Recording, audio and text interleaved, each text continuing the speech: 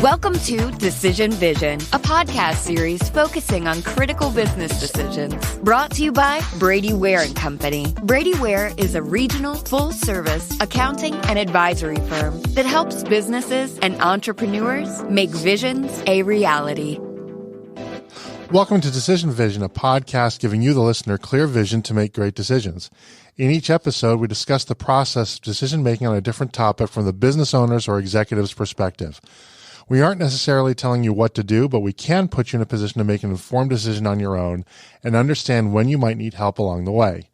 My name is Mike Blake, and I'm your host for today's program. I'm a director at Brady Ware & Company, a full-service accounting firm based in Dayton, Ohio, with offices in Dayton, Columbus, Ohio, Richmond, Indiana, and Alpharetta, Georgia, which is where we are recording today. Brady Ware is sponsoring this podcast. If you like this podcast, please subscribe on your favorite podcast aggregator, and please consider leaving a review of the podcast as well. So today we're gonna talk a little bit about a somewhat contentious topic, which is should I fire my lawyer? And I want to address this topic because as a business advisor, I run into I'm asked to frankly opine on whether or not a client is getting good representation from their lawyer and maybe why that is. And now I'm not an attorney. I don't opine on matters of law. I have no idea if somebody's getting good legal advice or not. But I think what we're going to find is that the legal advice itself is a fraction of what goes into a constructive or a non-constructive client-lawyer relationship. And I like this topic because I think as a service provider myself, with some of our clients, we do go through our ups and downs. Sometimes it's something that I wish I would have done differently. Sometimes it's really through nobody's fault of their own. And sometimes you find that maybe that isn't a relationship that's working, and it really is best for both parties to kind of go their separate ways. And in other cases, it's actually an opportunity to kind of strengthen the relationship. But a lawyer, the legal counsel is one of the most important and intimate relationships you can have in business. And I think that particularly in the United States, because we have such a highly developed legal culture and the nature of a lawyer as a business advisor, I think is as strong here as it is any place in the world. And it's really hard to do business well and in the long term if you don't have great legal advice. And if you're really not getting the kind of relationship that you want, then maybe you should think about changing. But I think the part where I caution my clients on making a change is, understand what is it exactly that you're unhappy about, right? Understand what is it that your legal counsel can reasonably impact versus, maybe they're getting you the best out of a suboptimal situation. And in fairness, in about a month or so, we will record a podcast on should I fire my CPA too. So this is not taking a shot at lawyers.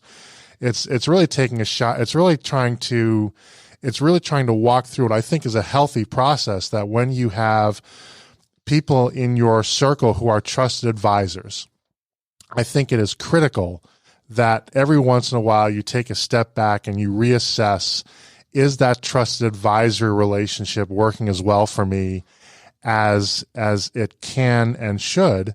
And if it's not, what is the remedy? Is the remedy to then make the relationship better, or is the remedy to terminate the relationship and do something else? But spoiler alert, it's not, I'm pissed off today, and so I'm just going to fire everybody and move on. That's usually not the right.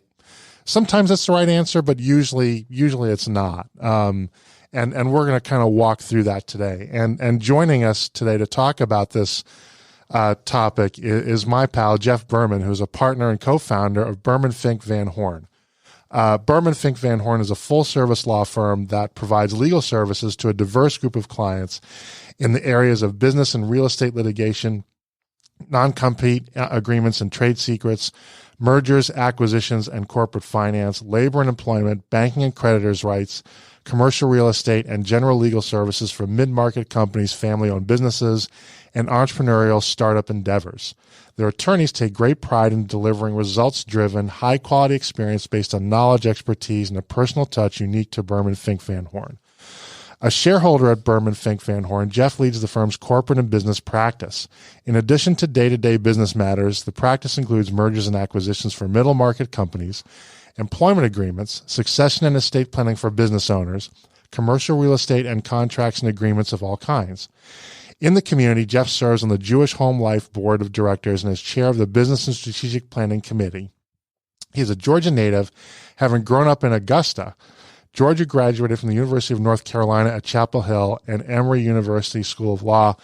Jeff Berman, thank you for coming to the program. My pleasure. Thank you, Michael, for having me. So, and really thank you, because I think it's brave to talk about this topic. And frankly, that's why I reached out to you, because I don't think everybody would have the courage to talk about this topic, because it is sensitive, and it requires, I think, vulnerability and introspection and self-reflection to some extent, because I won't put words in your mouth, but I'll put myself out there. Not every client relationship I've had in my career has lasted forever and has been happily ever after. And sometimes it's appropriate, excuse me, for that relationship to end. And, but there are a lot more people, frankly, who have legal counsel in their circle than some idiot valuation guy like me. And so I think there's a much wider appeal to this discussion. So, again, kudos to you for being willing to address it, though I'm not at all surprised. So let me dive right into it. How often do clients fire their lawyers? Is that a fairly common occurrence? Is it rare? Is it all over the board? What's your experience in that regard? I think my experience, and I think it's different from, say, a litigation practice, a lawyer that practices litigation, and a lawyer that's in a transactional corporate practice, which is what I'm in. And I think a lot of it depends upon the type of practice. For instance, a lawyer that handles divorces, those lawyers are probably attuned to people are going to fire them because people do not like their divorce lawyers. And talk about an emotionally charged situation anywhere where you're probably walking in mad. Correct. I've had family lawyers, divorce lawyers tell me that they are reluctant to even refer their clients to, say, a financial advisor, because by the time the relationship between that divorce lawyer and their client end, the client hates the lawyer. So that therefore they're going to hate the financial advisor, so they know going in there's a lot of risk. PI lawyers, probably a high personal risk. Injury. Yeah, personal injury lawyers, probably a high risk also. Generally, though, people do fire their lawyers. And as a lawyer, and I know we'll talk about as we go on today, that's fraught with a lot of anxiety, and many times it's fraught with making a mistake. So I know as we go on, we'll delve into that a little bit more. It does happen, and probably it happens pretty frequently. We're fortunate in my firm that it doesn't happen a whole lot. And I think it's the way we deal with clients that prevents it from happening with us. So, and sometimes this is not necessarily the relationship goes both ways. And interestingly, I think to this day, our most popular podcast is on the topic, should I fire a client? And that was the second one that we did. And that one just sort of blew up and put us on the map. I did not think it would be that, it would have been that popular, but it was. But, sometimes I think lawyers do fire their clients as well, right? Absolutely. When I was very early in my practice, an older attorney said to me, "Jeff, don't take every client that walks in the door." That is advice to live by. Most law firms should have engagement letters, and those engagement letters typically would explain the reasons why a lawyer may terminate the relationship. For instance, our engagement letter says that If a client insists upon us presenting a claim or a defense that isn't warranted by law, and we don't think there's a reasonable expectation that the law could change, that's one reason we would fire a client. If the client wanted us to pursue some illegal activity, that would be a reason we would say we need to terminate this relationship.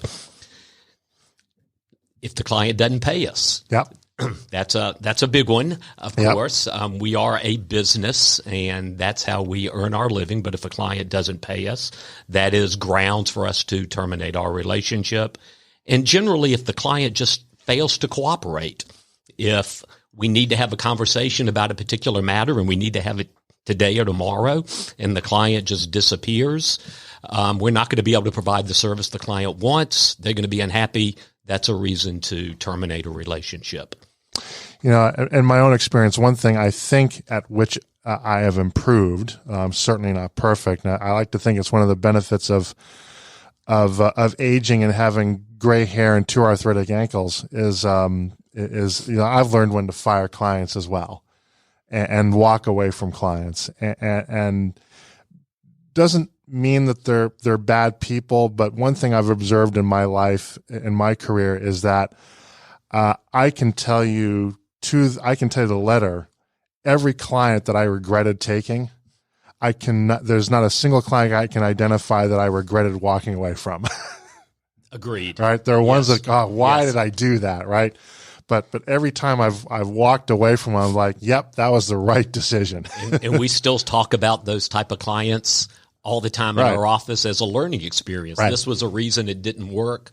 Avoid this in the future. They're cautionary tales, not for us, just for us, our partners and our younger associates, right? Don't do it the way that I did it. Correct. So, I hadn't thought of this, but to me, it's intuitively right. Certain kinds of law, I think, are more prone to changing legal counsel. And probably the more emotionally charged the matter is, the more likely it is, I guess, you're going to change, which implies to me that the decision to change legal counsel is largely or a very heavily emotionally charged decision. Yes. Is that fair? I think yes. And so is emotion a big driver then behind that decision? And if so, what are the emotions you think that kind of take charge or lead that decision process? I think that a lot of lawyers, or if clients are going to leave lawyers, there's probably a litany of reasons. And emotion is a very big driver in that. It's important that a lawyer communicate with their client. And communication is certainly sending emails, sending text, making phone calls when there's something really important. You don't want to send a client a really important matter or issue by email. Call them. Communication is also, you want that client to be involved in decisions. You want the client to be engaged. You want them to be involved in their case. And if they're not, they're going to drift away. In litigation, again, to separate that from, say, a transactional practice, in litigation, if a matter is in court and a motion is lost, something that the client is asking the court to do, and the court disagrees, that clients take that hard, and emotionally they are very unhappy. If the attorney had communicated, had explained the risk, had explained that they could lose, but it's worth the risk, then the client is much more likely to stay. I think clients, I hate to bring up billing again, but billing is one of those reasons that clients may leave. They may not understand clearly the billing process. So it's incumbent upon the lawyer to explain that early in the process.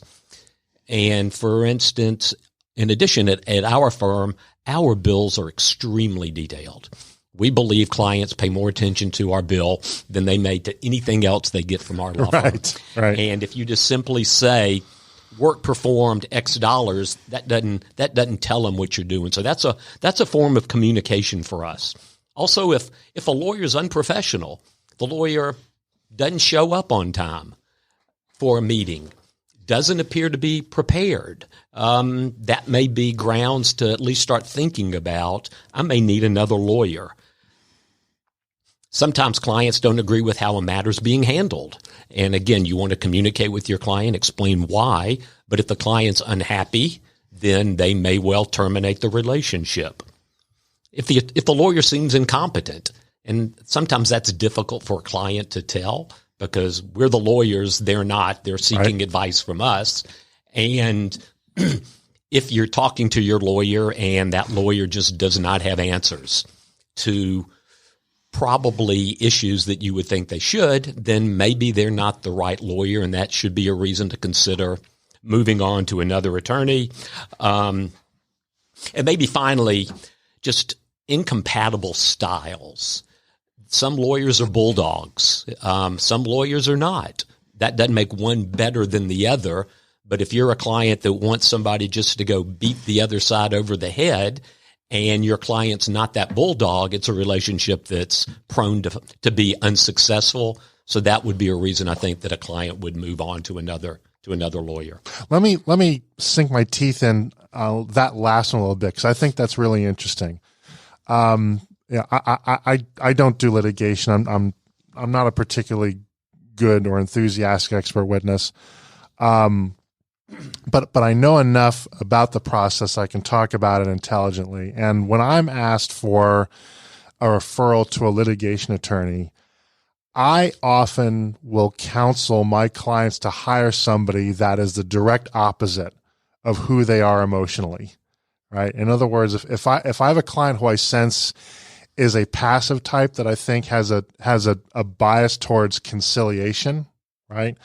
Then I think a more aggressive attorney serves them well, because that attorney is going to counterbalance that and make sure they're not leaving opportunities on the table that they should be more aggressive in pursuing. Conversely, if I have somebody that I know is loaded for bear and they're very combative and they just want to run to the courtroom, right?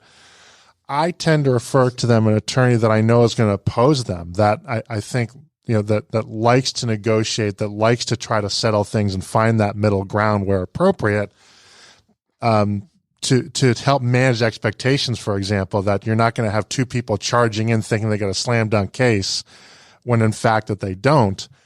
I'm curious what you think about that mindset. Michael, I know that the advice you're suggesting is well-meaning, but I tend to disagree with it. Good. I think that if a client is looking for someone to just pound away and be extremely aggressive, if you pair that client with a more reasonable attorney, reasonable is probably not the best word, but calmer, more deliberate attorney, that client's going to get incredibly frustrated. It happens. I've seen it. Likewise, if you are a client that is calm, is thoughtful, wants to be sure they're making the right decision, and wants a lot of interaction with the lawyer and explanations on why things are being done the way they are, I think that client will work better with a lawyer that provides that kind of service. Litigation's incredibly stressful for everybody, including the lawyers. Yep. And if that relationship is not a relationship that you can sit down and have a beer with the person and talk through the issues, it's just not going to be a good relationship. Interesting. Okay. So I'm going to leave that there. I'm going to go back and process that. Okay. One other thing that you brought up that I think is important and underrated is on billing, right? I think my experience that most clients are perfectly willing to pay for value, but they would like some transparency in it. And I'm delighted to hear that it sounds like you tend to err on the side of being overly detailed rather than undetailed in your billing. Is that a fair characterization? Very fair, yes. So, and I discovered only recently at our firm, we're the exact opposite. When we send bills out, I don't always see kind of the final versions that goes out. I only learned that we don't send out a lot of detail, which we are now going to fix. Because I really don't like that. I'm candidly surprised that we haven't heard more objections from our clients over that, right? Even where we have a fixed fee is mostly my model. I still think it's important that the client understand kind of, there was time spent and where was that spent and who spent it. I think that's a reasonable thing for a client to expect. And lack of transparency leads to lack of trust, which lets imaginations run wild, which then creates other problems in the relationship. And again, detailed bills also allow a client to see exactly what is going on. Yeah. So that it's just another way to communicate with the client as to what's going on in the case. So lawyers aren't cheap for the most part. Correct. And most CPAs are not cheap either. Is it unreasonable to demand perfection? That's a tough question to answer. I would start the answer by, to a client, what is perfection?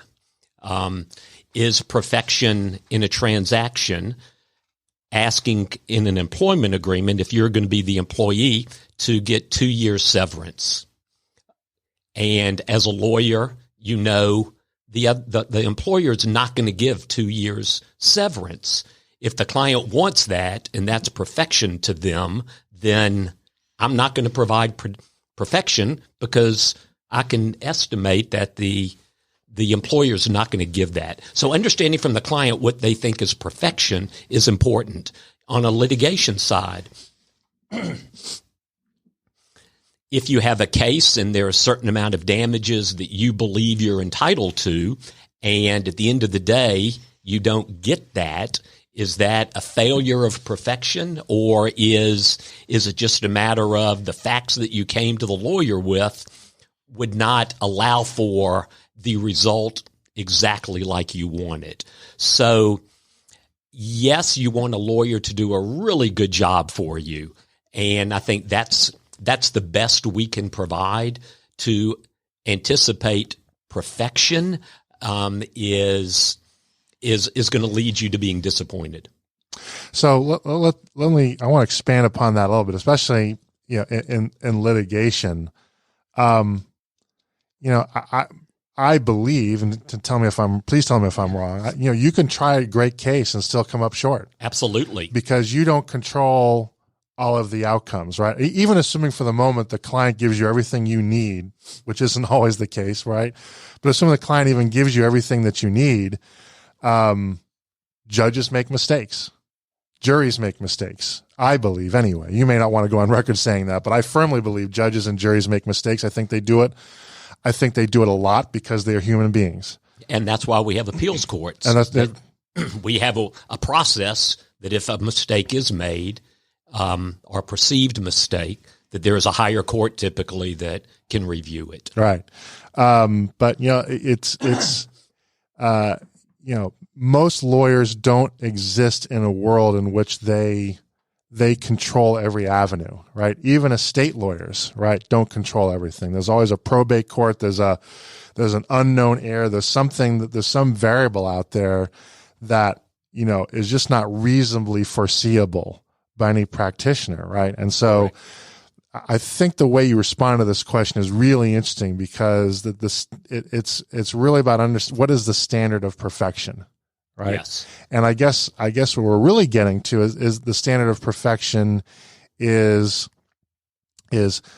are you doing your best? Do you have a command of the facts and the law, and have the capacity to put in the mental energy and focus required to be that vigorous advocate for your client? Correct. And it's also the client, you need to set reasonable expectations for your client. Yep. And as long as you're setting reasonable expectations and you can come close to those reasonable expectations, then arguably that's perfection.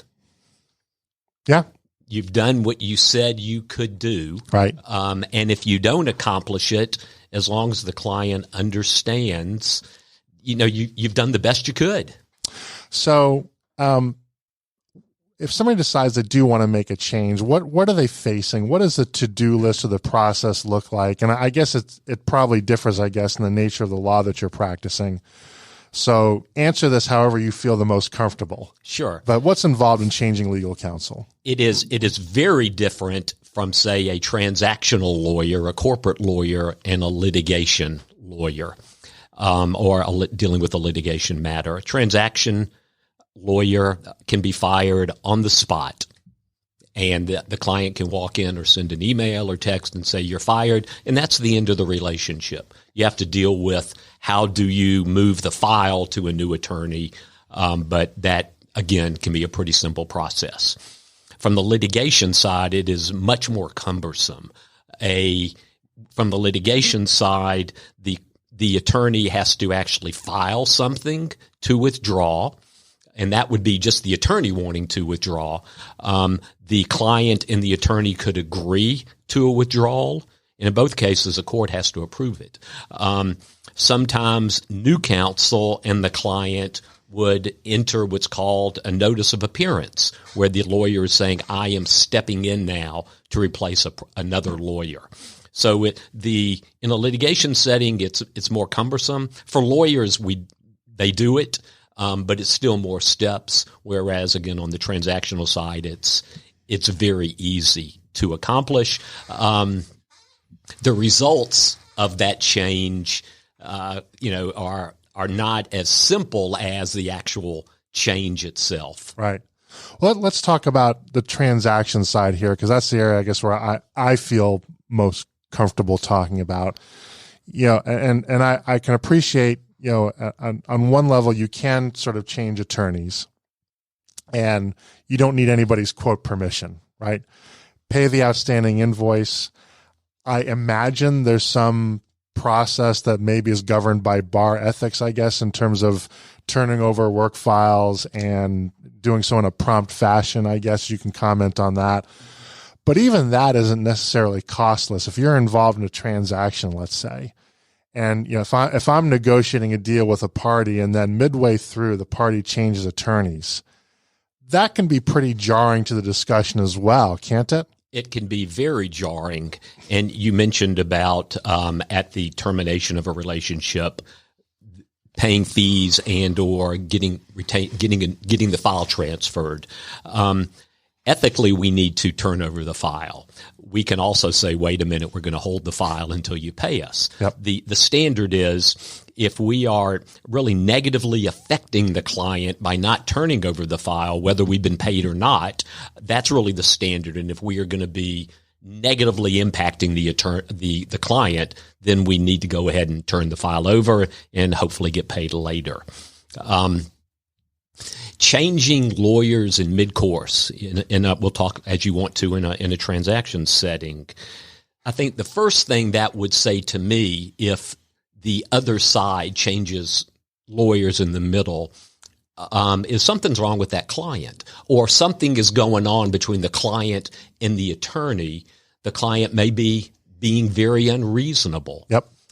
So that's not a good look. Also, once you've got an attorney that's got that institutional knowledge and ideally knows all of the facts because they've been involved from the beginning, a new attorney in the matter, I believe, is just going to have a really difficult time catching up with all the nuances. And plus, the cost for that attorney to catch up to those nuances is going to be very expensive. So you are probably not doubling the fees you would have paid all in, but you're certainly increasing them by 30 to 50%. So there are those risks. It's the appearance and the cost factor. And at the end of the day, will you get the result you want, potentially because something gets missed, not purposefully, but just by virtue of the change? So, yeah, I can imagine that as an attorney trying to jump in mid-deal, and it may be hard to find attorneys that would even be willing to take the case. I guess it depends how busy they are, frankly, right? But you're really asking somebody to jump on a treadmill going full speed from a dead stop. Yes. And that's hard. It's very hard. And there are different places. And there's risk in that too, right? It's not just about not looking incompetent, right? But jumping onto a treadmill, you get that wrong. Next thing you know, you get a busted ankle.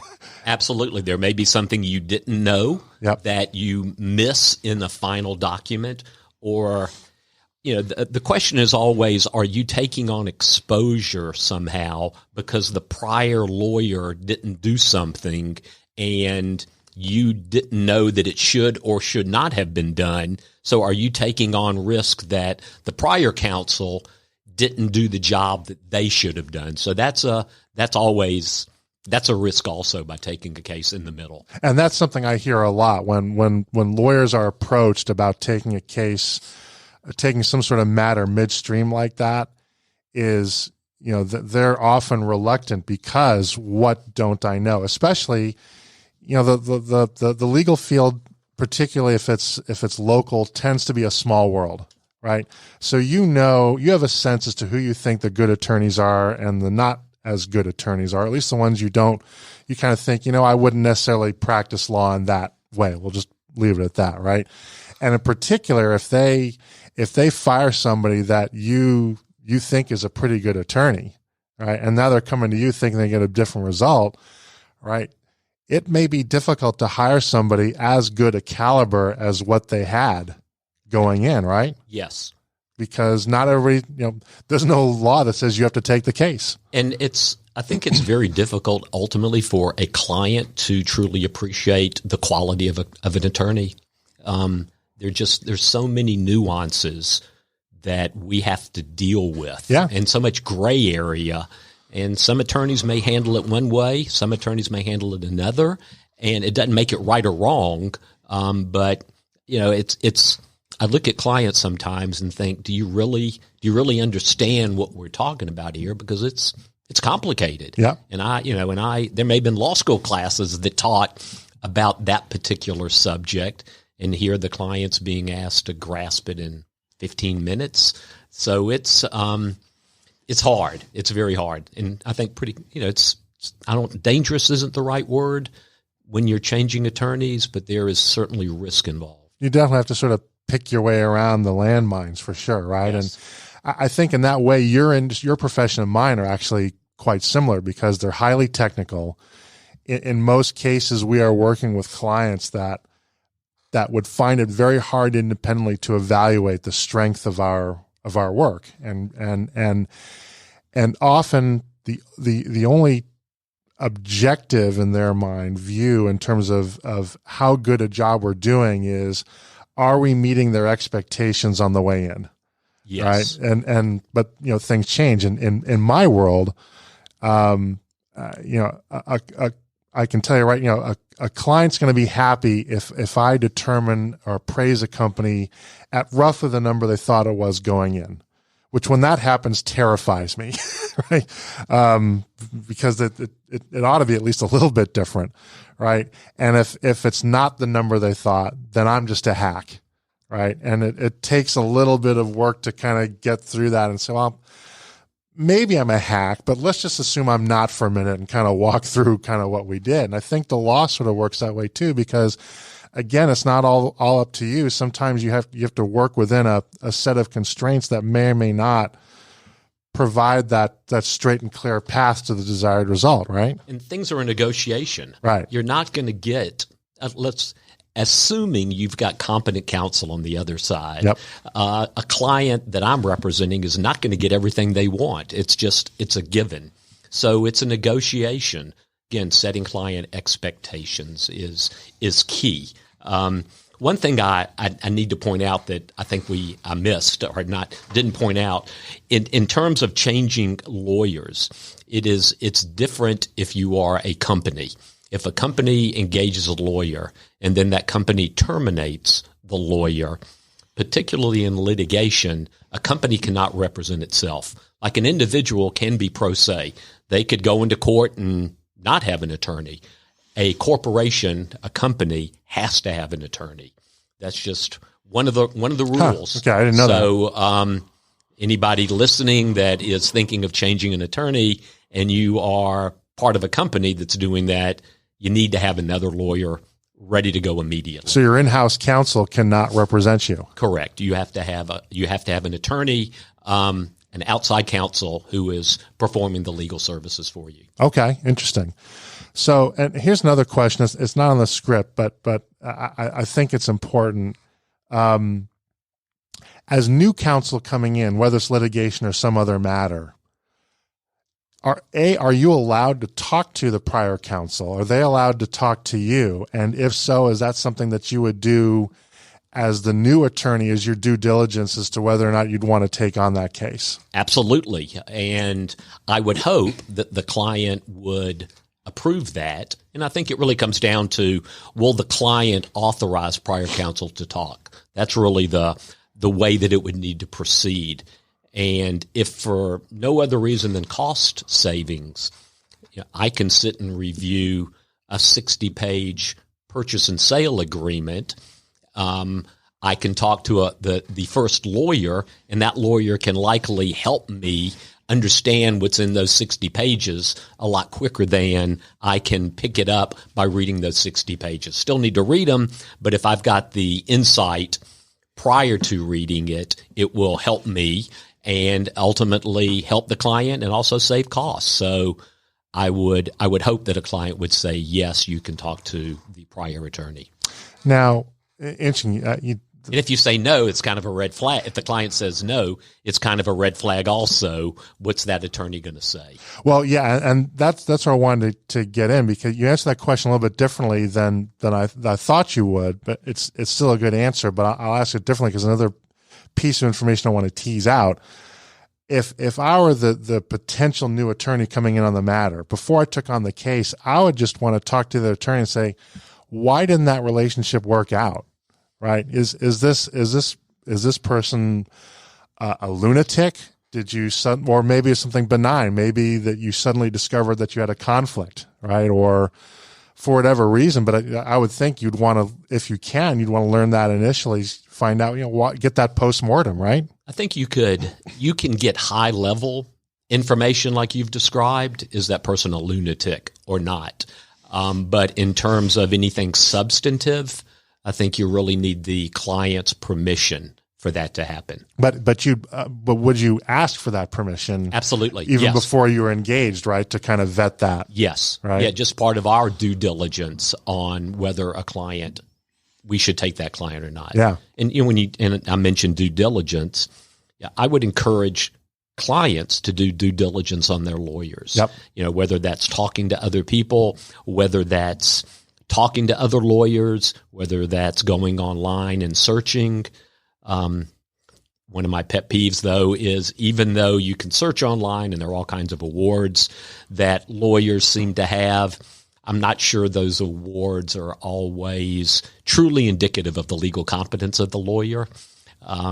That's probably speaking out of school a little bit. Not many lawyers would like to hear that, but that's the way I'd look at it. So it's really doing your due diligence, sitting down, talking with the attorney, making sure that it is a good relationship, that it's a person you can get along with, because it's a very close relationship. And if you can't get along with each other, that should be a red flag.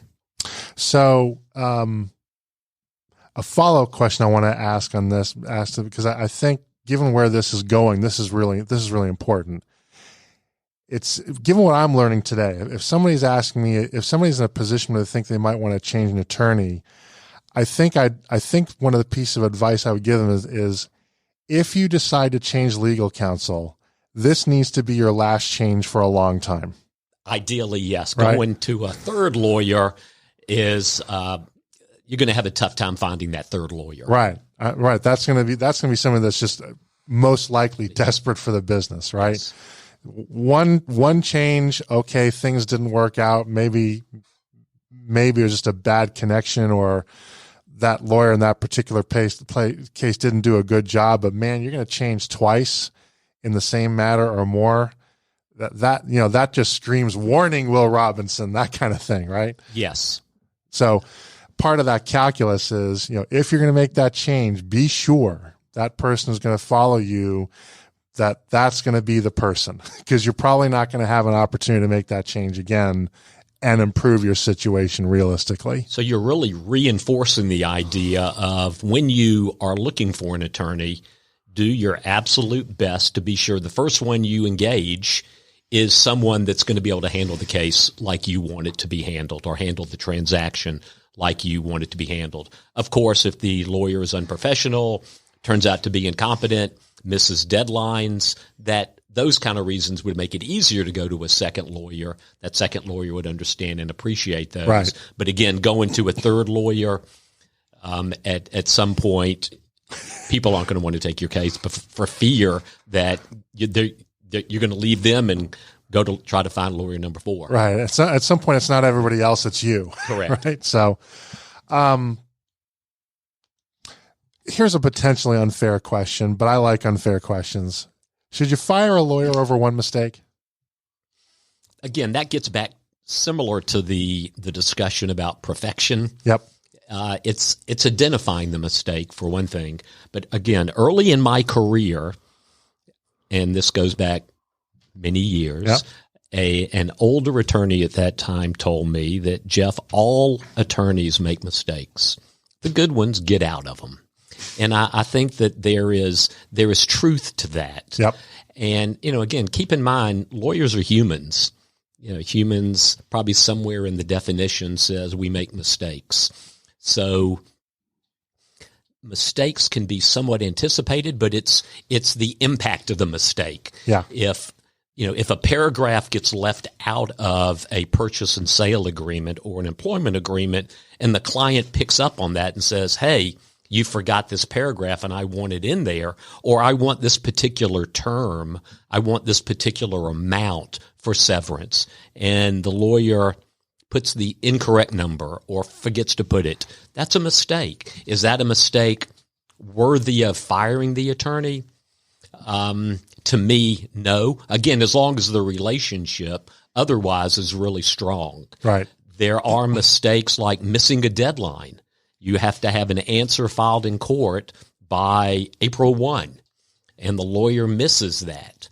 That's a pretty serious mistake, and that's certainly a mistake worthy of thinking about, should I change lawyers? And it really, I would encourage somebody in that position, a client in that position, to really sit down with the lawyer and understand why it happened and what the impact is going to be and how do we get out of it. Because, again, the lawyer may have I hate to say a valid excuse, because I'm not sure there is really a good excuse for missing a deadline. But sitting down, talking with a lawyer, understanding it may be the preferred way to go, as opposed to jumping to another lawyer because of all of the issues related to jumping to another lawyer. Right. Okay. So, sometimes the thought process of changing counsel may be prompted by another legal counsel suitor jumping in that would like that business. And I'm curious. It's even awkward to ask the question, because it's hard to ask it in a way that doesn't make me sound like a gold-plated jerk. So I guess, but I'm on the internet, so I'll just throw it out there anyway.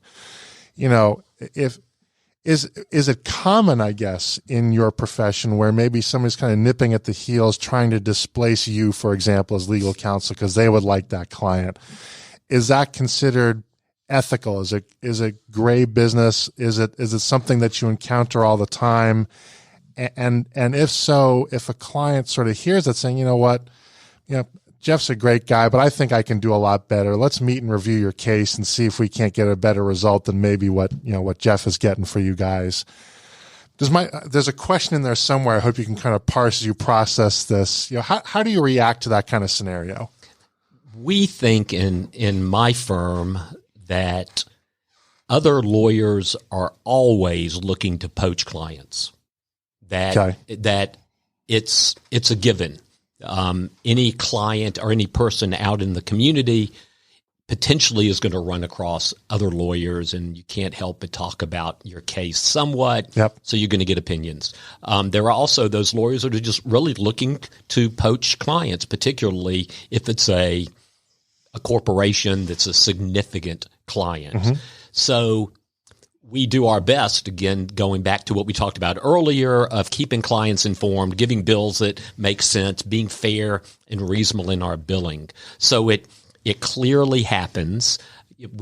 I would suggest to clients to be careful, because I don't know how, or it'd be very difficult to say, I can get a better result for you than another attorney, because probably at that point we don't know what the result is anyway. Right. So how do you measure I can do better? There may be times, however, that if you're dealing with a lawyer that really doesn't have the experience in the area and you talk to another lawyer and that lawyer seems to have much more knowledge about the kind of law you're dealing with, then maybe the poach is a good thing. It clearly happens. We try to avoid letting it happen, and whether it's not unethical. Okay. Whether it's gray, maybe so, but it's a competitive industry. Okay. A lot of good lawyers out there, a lot of lawyers that aren't as good, but it clearly happens. Interesting. Okay. So just because somebody's kind of making a pitch for the business, right, that doesn't necessarily mean they're a bad person or a person of questionable ethics. That's just what happens in a competitive business, I think is what I'm hearing you say. It is. And I mean, in my firm, I don't think we would aggressively try to convince a client to leave an attorney. Yeah. Yeah. And as a matter of personal practice, I generally don't do that either. I typically will tell a client, if you're happy with what you've got going on, great. If you have a question, happy to take the call. But I generally won't go further than that. But maybe I'm a sucker. And, you mentioned earlier that there are a lot of lawyers in Atlanta and in the metro area, but it's still a pretty small community. Yep. And if you get the reputation of being somebody that's poaching clients, that's probably, to me, that's not a reputation you want to have. So, what in your mind, we're running out of time here, but the last question I want to get in here before we wrap up is, if you're thinking about changing a lawyer, what are the 3 or 4 things that are most likely to represent a reasonable basis for changing counsel? Lack of communication. Okay. We believe that you return emails daily as soon as you can. You just do it. You take phone calls. You keep clients informed of what's going on in their matter. Failure to do those things are going to lead clients away from you. So if your client just doesn't communicate with you, if your lawyer just doesn't communicate with you, that's not a person you necessarily want to deal with. Yeah. In any relationship, especially one that is tension filled and as difficult as a relationship with a lawyer and a client. Again, if the lawyer just comes across as incompetent, you probably should start looking around. And incompetent means, not knowing answers to what ought to be fairly basic questions, obviously missing filing dates. That, to me, that's borderline malpractice. Things of that nature might speak to the competence or lack thereof. Correct. Just, again, an example, in any M&A transaction, there's going to be due diligence where one side wants to look at all the information about the other side. And if you're talking to a lawyer about an M&A deal and they really don't have a handle on due diligence, that's probably not the lawyer you want to use, because that's almost as basic as you can get. And that's probably an extreme example, but it's still an example of where you expect lawyers to have some good knowledge of the transaction and to be able to walk you through it and explain to you what's going to be involved. And if they can't do that, that should be a red flag. So, Jeff, we're going to wrap up. There's a lot more that we could have talked about today, but didn't. But I do want to underscore that I think a key takeaway from this conversation is, if somebody's thinking about changing legal counsel, it's not something to be taken lightly, right? And in some cases, that may be the result of a poor decision on the client's part rather than anything that the lawyer necessarily has done, is doing. But it's obviously a very complex decision. If somebody would like to learn more, maybe that they'd like to get your expert insight into that thought process, can they contact you? And if so, what's the best way to do that? Absolutely. Probably the best way to get in touch with me is through our website or through my email address, which is the letter J, Berman, B as in boy, ERMAN, at B as in boy, F as in Frank, V as in Victor, law, LAW.com. I'd be very happy to talk to people and listen to why they are considering leaving or moving to another attorney, and certainly giving my opinion, understanding it's only my opinion. Yep. Is that a good reason, a valid reason, and will a new attorney understand those reasons as valid reasons? So that's going to wrap it up for today's program. I'd like to thank Jeff Berman so much for joining us and sharing his expertise with us today. We'll be exploring a new topic each week, so please tune in so that when you're faced with your next executive decision, you have clear vision when making it. If you enjoy these podcasts, please consider leaving a review with your favorite podcast aggregator. It helps people find us so that we can help them. Once again, this is Mike Blake. Our sponsor is Brady Ware & Company, and this has been the Decision Vision Podcast.